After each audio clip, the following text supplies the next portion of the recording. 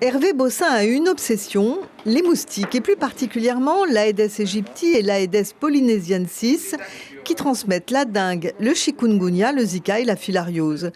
Depuis des années, il expérimente le lâcher de moustiques mâles stérilisant, qui a très bien fonctionné à Tetiaroa, et le lâcher de femelles porteuses d'une bactérie, la Wolbachia, qui bloque la propagation des virus et des parasites. Mais pour être efficace, il faut déjà dresser une cartographie précise des zones où les moustiques sont les plus nombreux en posant des pièges.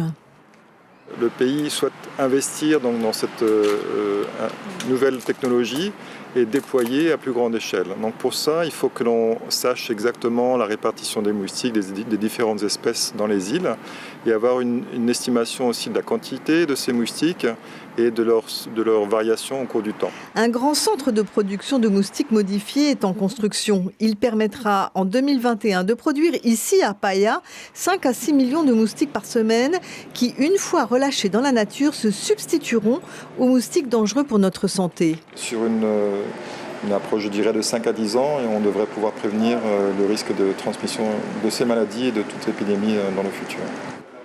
Selon les îles et leur densité de population, différentes stratégies seront utilisées, les mâles stérilisants ou les femelles Wolbachia. D'ailleurs, une première colonie de Wolbachia en provenance du Royaume-Uni arrive bientôt à Tahiti et sera relâchée d'ici 6 mois. Les études qui suivront permettront d'affiner le processus de substitution. Cela peut paraître lent, surtout que l'Institut Louis Malardé est à la pointe des recherches, mais en matière de modification des espèces, il vaut mieux prendre son temps. Une fois les agréments obtenus pour l'importation de ces souches, il faut procéder à une vérification de la qualité, de la stabilité de ces souches avant de passer à des études pilotes. La direction de la santé et le centre d'hygiène et de salubrité publique sont très impliqués dans ces recherches. 2 secteurs sont en jeu, la protection des populations et le développement du tourisme.